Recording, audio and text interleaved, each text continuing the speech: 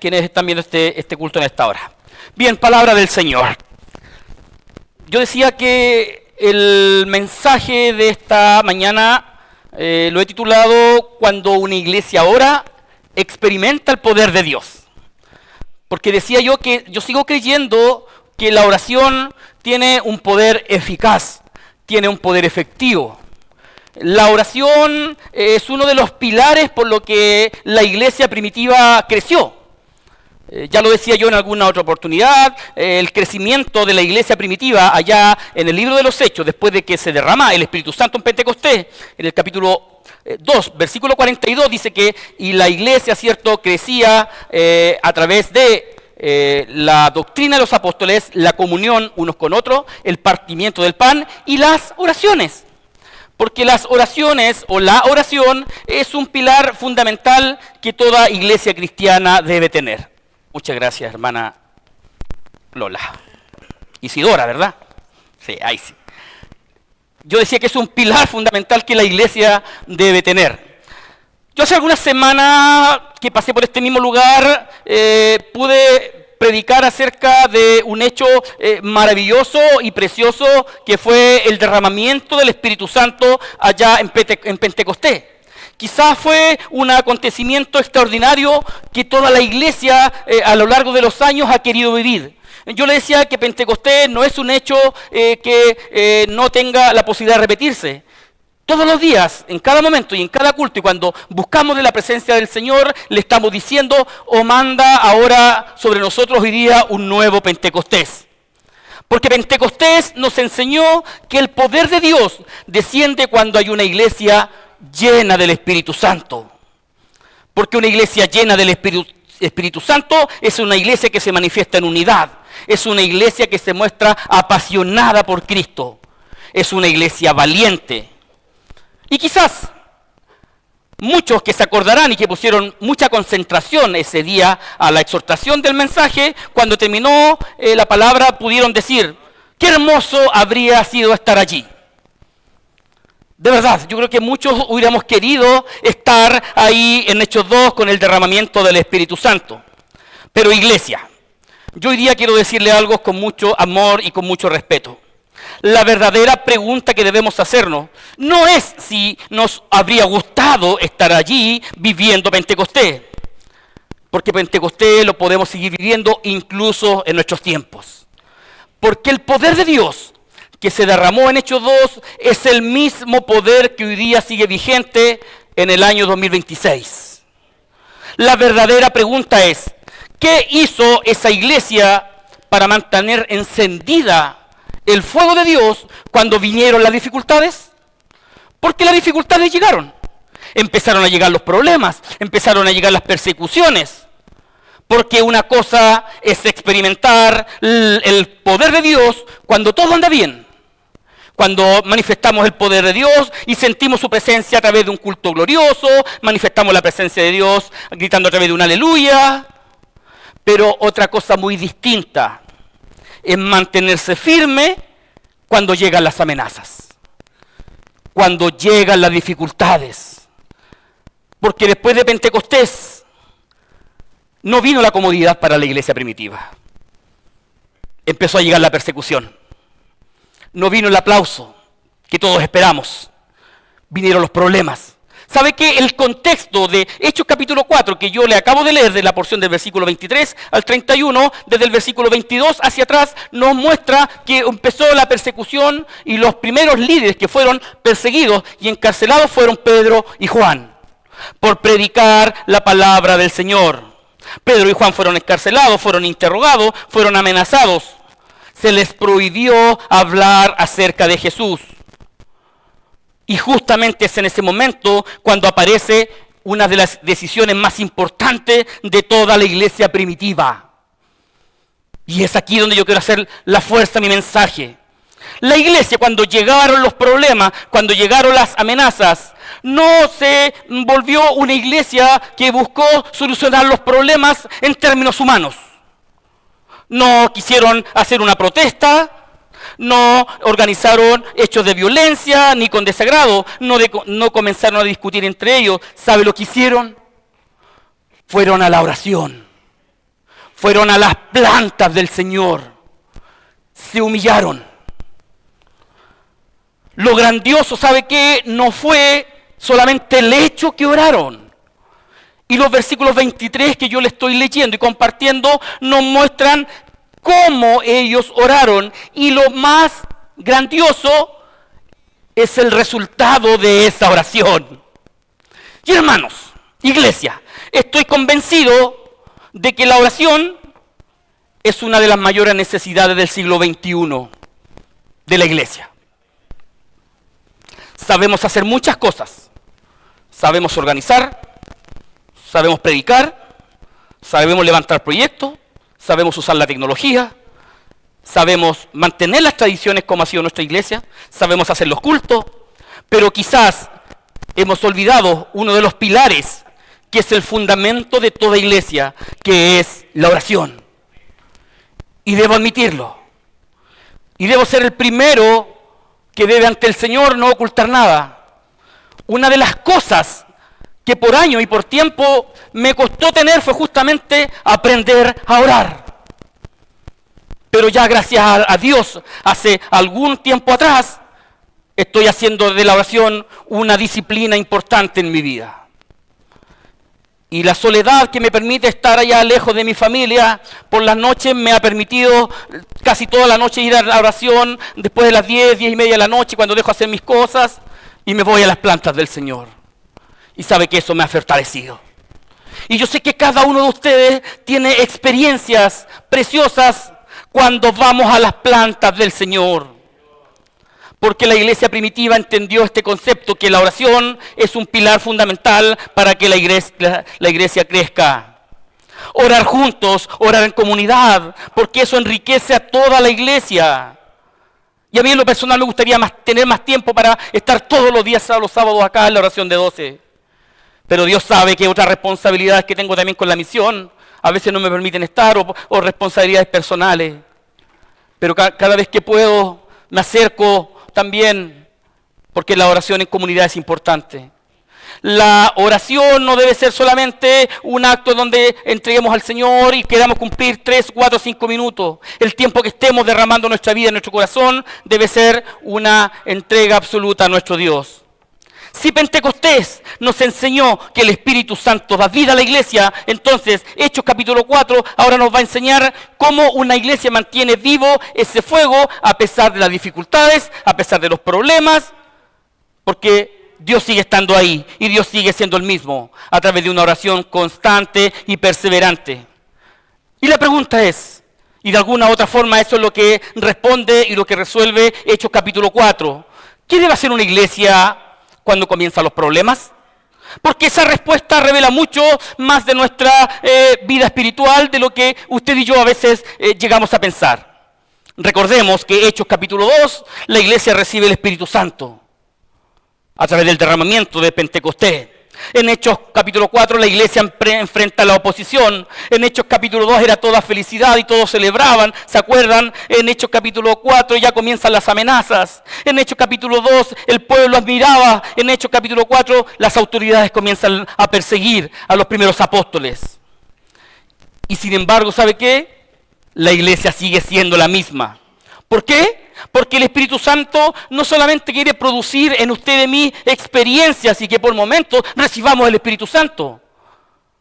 Porque algunos cuando están aquí arriba, sobre todo, sienten un poder del Espíritu. Que precioso, digo yo, a mí me gustaría experimentarlo. Pero cuando están en la banca, pareciera ser que ni la corriente les pasa. Porque la palabra de Dios quiere que el Espíritu Santo provoque algo más que eso. La vida del Espíritu Santo quiere que seamos una vida de perseverancia en la oración. Hoy muchos quieren vivir un Pentecostés, pero sin vivir Hechos 4. Quieren el poder y quieren el fuego del Espíritu Santo, pero sin el compromiso que eso demanda. Y esto es justamente lo que aprendemos de la palabra. Y lo primero que aprendemos, que una iglesia llena del Espíritu Santo, ¿sabe qué? No niega sus problemas, no niega sus dificultades. Cuando una iglesia está llena del Espíritu Santo, los problemas los lleva delante de Dios. Note usted, versículo 23, versículo 24. Y puestos en libertad, Yo le decía que los versículos anteriores nos mostraban a Pedro y a Juan encarcelados.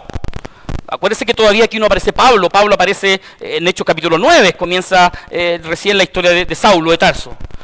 Y quienes Pedro y Juan eran los pilares de la iglesia o de la iglesia todavía naciente. Y puestos en libertad, vinieron a los suyos. ¿Quién eran los suyos? Los hermanos de la iglesia de Jerusalén. Y contaron todo lo que los principales sacerdotes y los ancianos le habían dicho. Y ellos, habiéndolo oído, ¿sabe lo que hicieron? Alzaron la voz, unánimes. Alzaron unánimes la voz a Dios y dijeron, y empezó la oración. Porque este versículo tenemos que entenderlo como una oración. Soberano Señor, tú eres el Dios que hiciste el cielo, la tierra y el mar y todo lo que en ellos hay. Porque cuando comienzan las dificultades, cuando comienzan los problemas, la solución siempre la tiene el Señor. Y la iglesia debe llevar todos sus problemas delante de Él. Pedro y Juan acababan de salir de la prisión. ¿Sabe qué? Ellos no llegaron contando una victoria personal, llegaron contando sus problemas. ¿Sabe que la iglesia los escucha y ocurre algo precioso? La Biblia dice que alzaron unánimes la voz a Dios. Unánimes. No buscaron culpables, no buscaron responsables, no discutieron estrategias. Hagámoslo de esta manera, hagámoslo de esta forma. No preguntaron quién tenía la culpa, no buscaron responsables. La primera reacción de todos, ¿sabe qué? Fue buscar el rostro y la presencia del Señor. Y eso es precioso. Porque a veces como seres humanos estamos tan obcecados, estamos tan obstinados de resolver los problemas en nuestra forma y en nuestros tiempos, que lo último que hacemos es llevarle todas las dificultades al Señor. ¿Qué diferencia con nosotros? Que muchas veces el primer lugar donde llevamos nuestros problemas es a las redes sociales, es a los comentarios, es a la crítica, es a buscar responsables. La iglesia primitiva, y de eso debemos aprender, llevó los problemas al altar de Dios. Y aquí aparece un segundo principio. Una iglesia madura no es aquella que nunca tiene problemas. Porque todas las iglesias van a enfrentar problemas, van a enfrentar dificultades. La iglesia madura es aquella que aprende dónde llevar los problemas y dónde llevar las dificultades, a las plantas de Cristo. Fíjese, ellos no dicen, Señor, ¿por qué?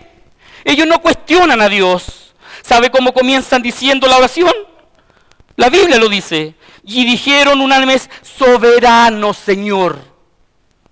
La frase soberano Señor es una frase preciosa porque reconoce que Dios es el dueño de la iglesia, que Dios es el soberano en nuestras vidas y en nuestros corazones.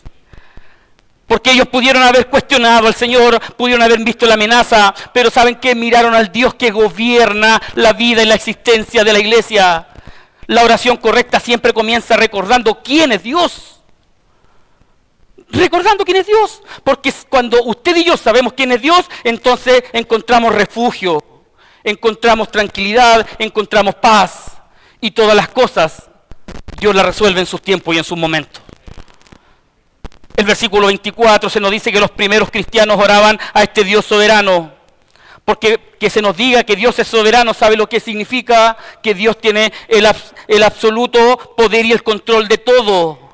Y qué bueno es saber que tenemos un Dios que tiene el control de todo. Mientras continúan su oración, la primera iglesia comparte con nosotros el poder y la autoridad de Dios. En otras palabras, cuando inician su oración nos recuerdan que todo lo que existe aquí debajo de la tierra, todo es gobernado por Dios. La iglesia reconoce a Dios como el creador de todo lo que existe. Tú hiciste los cielos, la tierra, el mar y todo lo que en ellos hay. Eso es precioso. Porque a veces queremos solucionar las cosas a nuestra forma, con nuestros medios, pero nos olvidamos que Dios es soberano. Iglesia, no olvidemos nunca que somos una iglesia de corte pentecostal, que siempre, desde ya casi con 90 años de historia, creemos que la oración no es un simple ejercicio religioso o un ritual o un mantra que debemos cumplir de tiempo en tiempo, que queremos que cuando el pueblo de Dios se vuelca en oración con fe y convicción, entonces el cielo responde. Y el Señor responde, y creo que hemos visto muchos prodigios, muchos milagros en muchas ocasiones aquí. Y creo que los podemos seguir viendo. Porque el poder de Dios es el mismo de hoy, de ayer y de los siglos. Porque Dios responde de acuerdo a su voluntad, porque Él es soberano. No nos olvidemos, soberano Señor. Y no porque vengamos a manipular a Dios, sino porque Él decidió a través de un pueblo que enteramente dependa de Él. Las iglesias no comienzan a enfriarse cuando aparecen los problemas. No le echemos la culpa a los problemas. ¿Sabe cuándo comienzan a enfriarse? Cuando dejamos de llevar esos problemas a la presencia de Dios. Y tratamos de resolverlo de una forma humana y terrenal. Pero acordémonos que en todo tiempo Dios sigue teniendo el control de la historia de la humanidad, de esta iglesia. Dios es el dueño y de cada una de las vidas de nosotros. Lo segundo que aprendemos de esta porción de la historia de Pedro y de Juan es que una iglesia que ora y que sabe orar interpreta la historia desde la soberanía de Dios. Versículos 25 al 28. Esto es una oración, no nos olvidemos de esto. Y aquí la iglesia hace algo precioso que usted y yo debemos hacer: orar con la Biblia abierta. Que por boca de David, tu siervo, dijiste. Ellos cuando estaban orando reconocen y recuerdan el Salmo 2. Porque lo que viene de aquí en adelante está escrito en el Salmo 2. ¿Por qué se amotina la gente si los pueblos piensan cosas vanas? Se reunieron los reyes de la tierra y los principales o los príncipes se juntaron en unos contra el Señor y contra su Cristo. Porque verdaderamente se unieron en esta ciudad contra tu santo Hijo Jesús. Están orando, acuérdense. ¿A quién ungiste? Herodes y Poncio Pilato con los gentiles y el pueblo de Israel. Para hacer cuanto tu mano y tu consejo antes, fíjese lo que dice. Para hacer cuanto tu mano y tu consejo, diciéndole a Dios, habían determinado que sucediera. Porque iglesia, no hay nada de lo que suceda aquí en la tierra en que Dios tenga injerencia.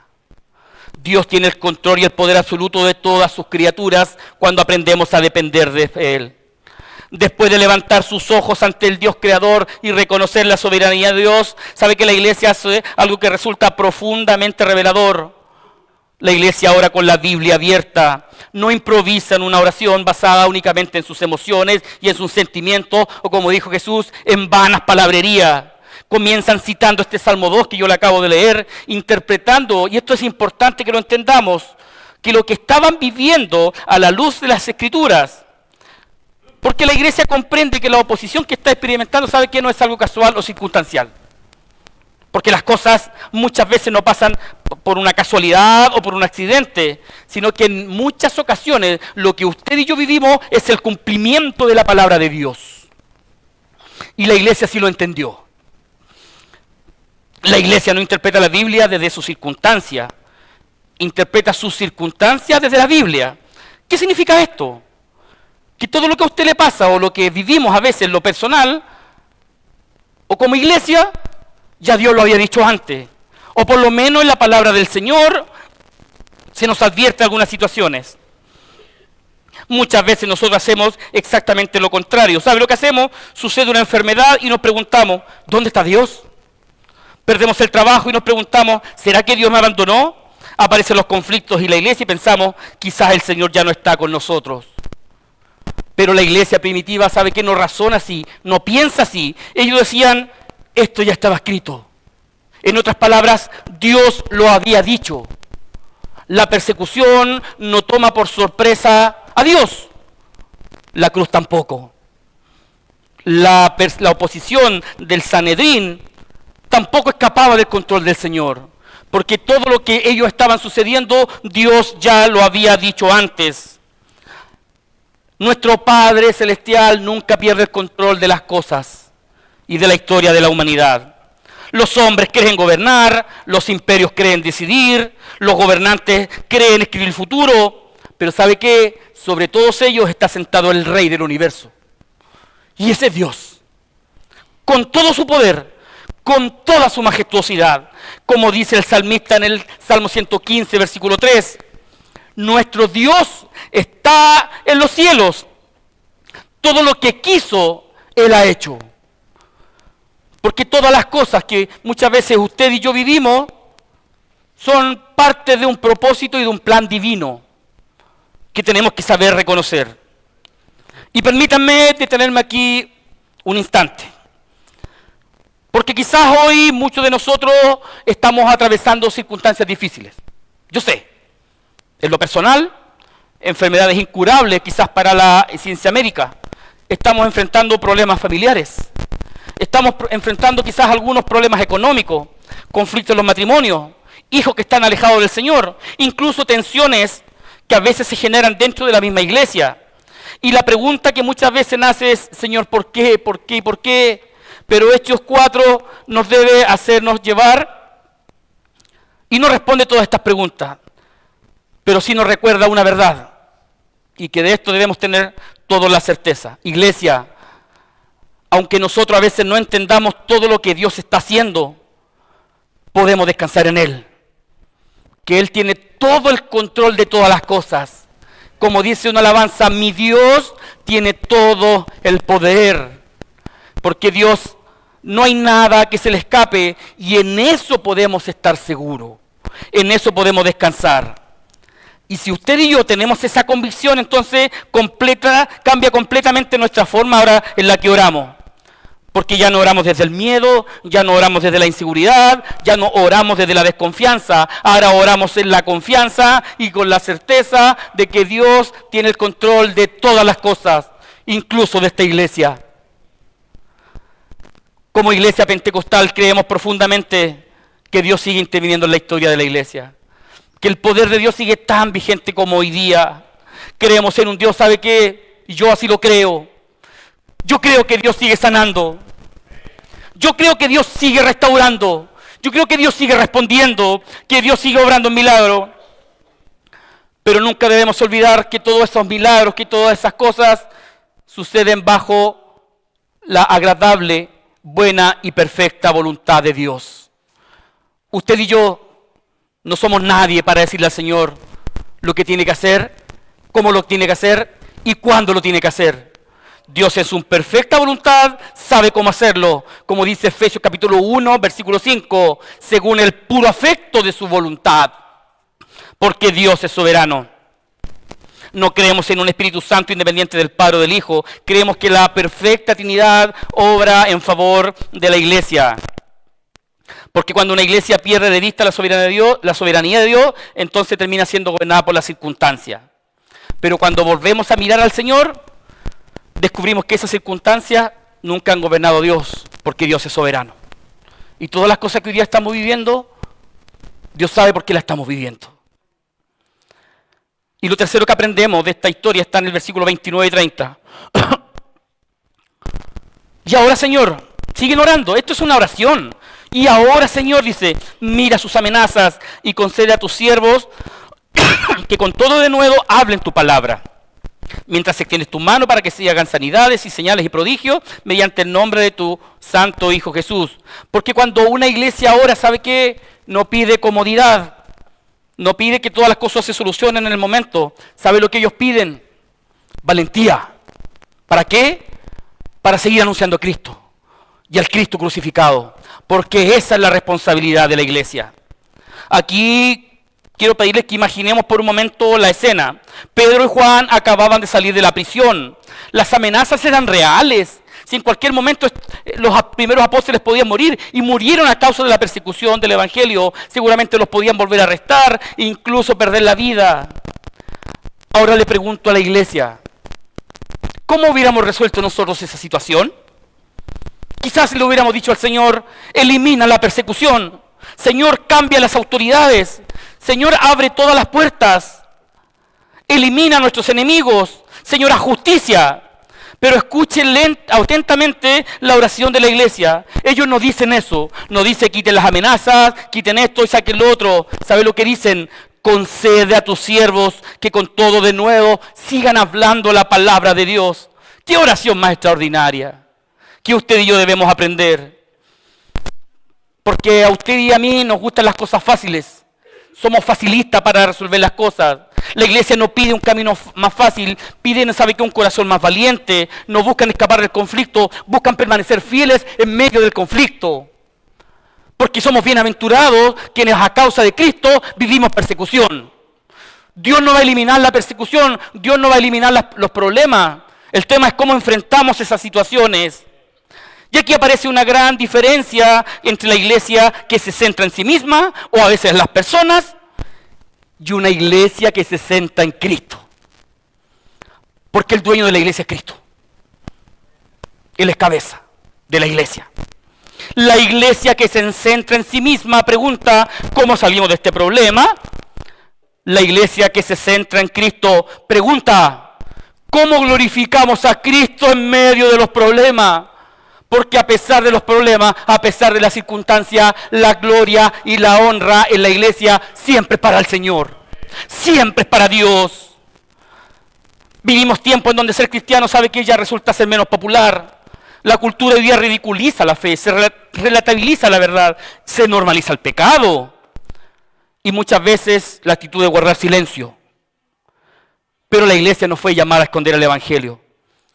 Fue llamada a seguir anunciándolo con amor, con humildad y con valentía. Y fíjese lo que aparece en el versículo 30, algo precioso. Mientras extiendes tu mano para que se hagan sanidades y señales y prodigios, mediante el nombre de tu santo Hijo Jesús. Fíjese que ellos nunca separaron el poder de Dios de las sanidades y los prodigios de la predicación del evangelio. Hermoso equilibrio. Porque Dios puede seguir obrando en la iglesia a través de milagros y sanidades, pero la iglesia tiene que seguir predicando el mensaje de salvación. Toda manifestación del poder de Dios apunta ¿a qué? A exaltar a Cristo. Las señales nunca fueron el centro siempre fue Jesús. Como pentecostal, y que vengo de una tradición pentecostal, creo que esta verdad me parece fundamental. No buscamos las experiencias por las experiencias.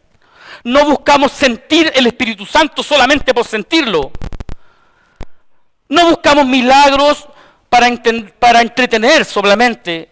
Buscamos que toda obra del Espíritu Santo conduzca a una mayor exaltación de Cristo. Porque todo lo que vivimos o experimentamos es para exaltar a Cristo. La iglesia nunca fue llamada a buscar comodidad, fue llamada a buscar fidelidad. Las oraciones del Nuevo Testamento siempre piden valentía, sabiduría, perseverancia. Porque el verdadero mover del Espíritu nunca desvía la atención hacia las personas. Porque las personas pasamos. Los seres humanos nos equivocamos. Somos falibles. Pero el dueño de la iglesia es Cristo. Y Él no falla. Él nunca se equivoca. Y lo último que aprendemos de esta historia está en el versículo 31. Fíjese, y esto es precioso. Cuando terminaron de orar, ¿sabe lo que pasó? Dice la Biblia que el lugar en que estaban congregados tembló. Y fíjese lo que dice, y fueron llenos del Espíritu Santo todos los que estaban ahí. Y hablaban con denuedo la palabra de Dios. Porque cuando la iglesia se vuelve a la oración y hace de la oración una constante en su vida, ¿sabe lo que sucede? Dios responde llenando nuestra vida a través del Espíritu Santo. ¡Qué sencillez! ¿Sabe que allí no hubo espectáculo, no hubo estrategia humana, no hubo manipulación emocional?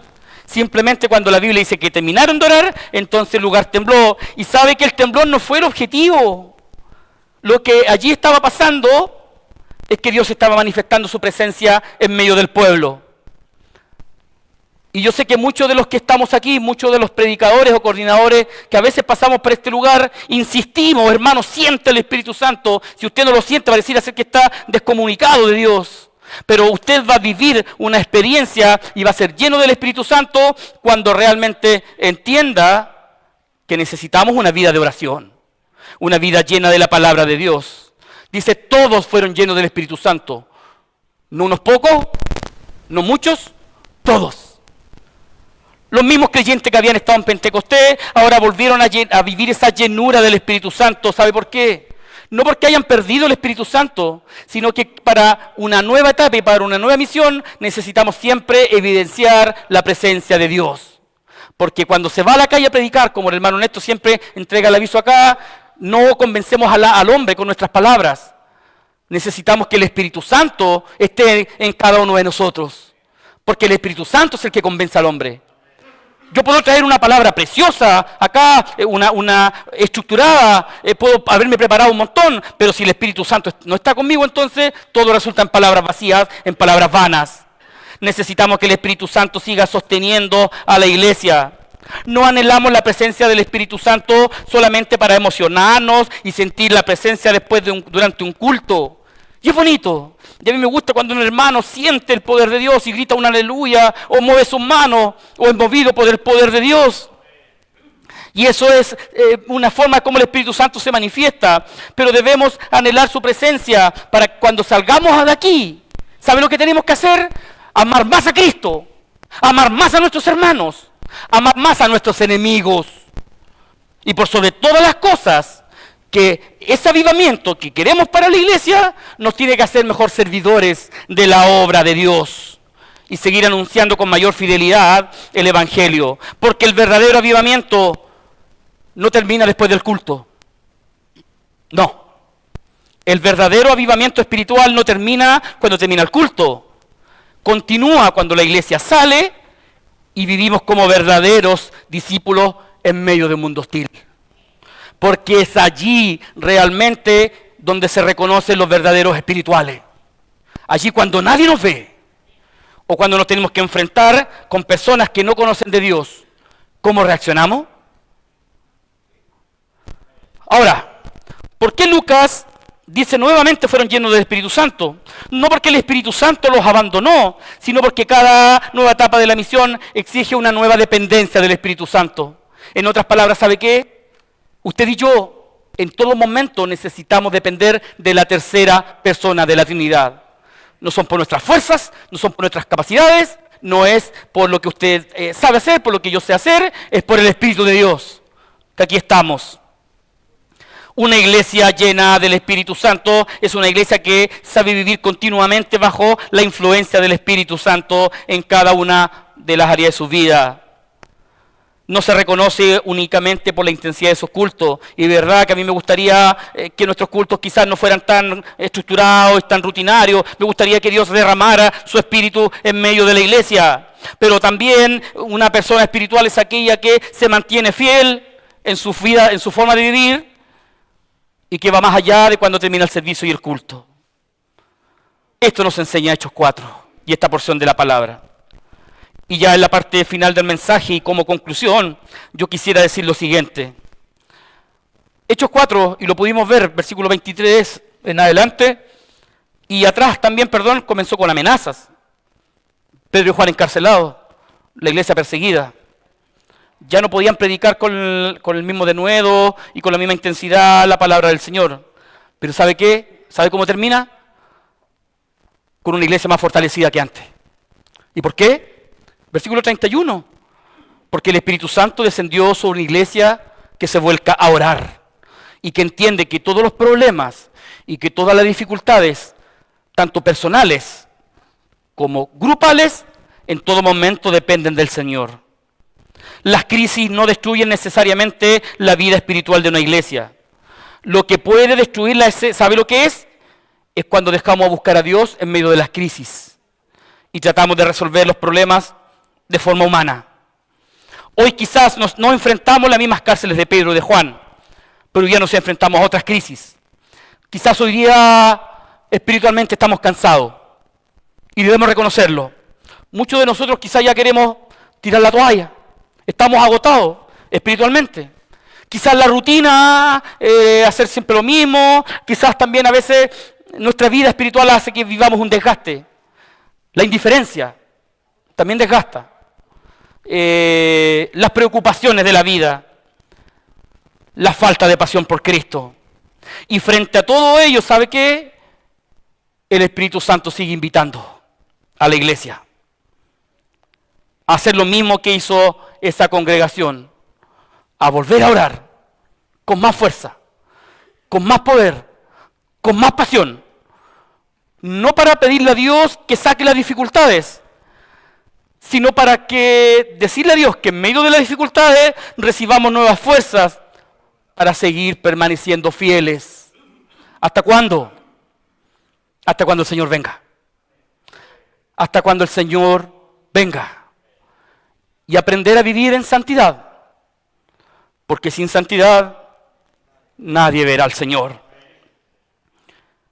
Yo quisiera hoy invitar a través de esta reflexión y conclusión final a 3 grupos de personas que probablemente usted pueda estar en alguno de ellos. Primero, aquellos que reconocen que ya la oración ha dejado de ocupar el lugar preponderante que alguna vez tuvieron en su vida y quizás hoy día ya no resulta tan relevante orar, porque quizás Dios no respondió. Porque a veces creemos que Dios no responde. Pasa el tiempo, pasan los momentos, pasan las instancias, pero nos olvidamos que los tiempos de Dios son distintos a los nuestros. Pedro dice que para Dios un día son como 1000 años y 1000 años para un día, para Él un día. Por lo tanto, iglesia, no se canse de orar, siga orando, quizás Dios va a traer respuesta a su vida. Segundo, a quienes hoy día estén atravesando pruebas, dificultades, enfermedades y saben que necesiten renovar toda su confianza descansando en la soberanía de Dios. Sigan creyendo, sigan clamando, sigan confiando. Y también les hablo a quienes nos están viendo y que por razones de salud principalmente no pueden estar. Sigan creyendo, sigan confiando. Soberano Dios oró la iglesia primitiva. Dios tiene el control de todas las cosas. Y finalmente quisiera dirigirme a quienes quieran vivir una vida llena del Espíritu Santo. ¿Sabe qué? No para buscar protagonismo, no para buscar ser el mejor, porque la honra y la gloria es para Dios. Porque aunque todo lo hiciéramos, dice Jesús, siervos inútiles somos, sino para vivir una vida de mayor santidad, de mayor valentía y de mayor compromiso y de mayor pasión por Cristo. La invitación para cada uno de nosotros es que nos volvamos al altar de la oración, no porque el Señor se haya alejado de nosotros, sino porque muchas veces nosotros somos los que nos hemos alejado del Señor y hemos descuidado la oración. El verdadero avivamiento, iglesia, no consiste en hablar más del Espíritu Santo. Y yo ya llevo 2 mensajes hablando del Espíritu Santo y seguramente voy a seguir hablando del Espíritu Santo. ¿Saben qué consiste el verdadero avivamiento? En que por la obra del Espíritu Santo, Cristo vuelva a ocupar el centro de su vida y el centro de la iglesia. Porque el Espíritu Santo nunca busca un protagonismo propio. Recuerden ustedes las palabras de Jesús. Porque Él glorificará al Padre. Y el Espíritu Santo muestra a Cristo. Y así funciona la Trinidad. El ministerio del Espíritu Santo es glorificar a Cristo como el Hijo glorifica al Padre. Y permítanme terminar con esta convicción, que es un deseo que quiero acompañe las siguientes predicaciones que voy a seguir haciendo con esta idea de volvernos al fuego del altar. El fuego del Espíritu Santo no se mantiene porque recordemos con nostalgia lo que Dios hizo ayer. Y yo lo dije en la predicación pasada. Yo soy muy respetuoso de los que vivieron 40, 50, 60 años atrás y quizás algunos un poco más atrás, como el poder de Dios se derramaba aquí. Pero ¿sabe qué? Podemos seguir viviéndolo. Porque Dios no cambia. Dios sigue siendo el mismo, Dios sigue siendo inmutable. El fuego del poder de Dios se mantiene encendido cuando cada día usted y yo humilladamente volvemos al altar para buscar el rostro del Señor. Porque la honra y la gloria es para Él. Iglesia, yo quiero terminar este mensaje invitándolos con un desafío. Para que oremos durante estas 2 semanas que vienen. Tenemos mucho por qué orar. Mucho por qué orar. Ya lo decía yo, tenemos muchos hermanos enfermos que yo creo que Dios puede hacer algo por esos hermanos enfermos. Oremos por nuestra iglesia, por la dirección de nuestra iglesia. Oremos.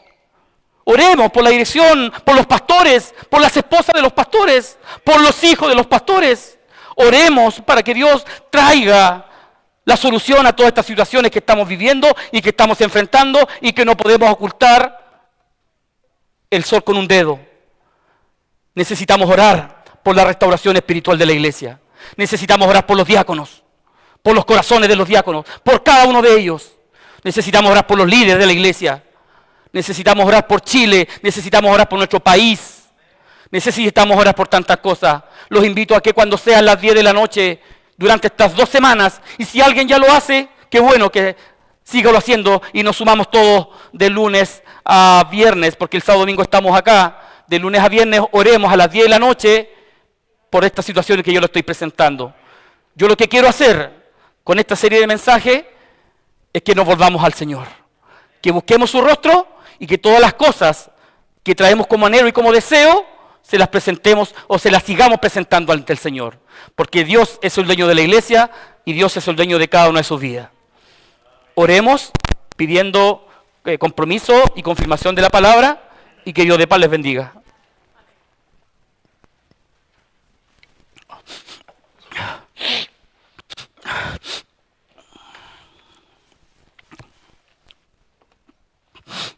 Señor, en esta hora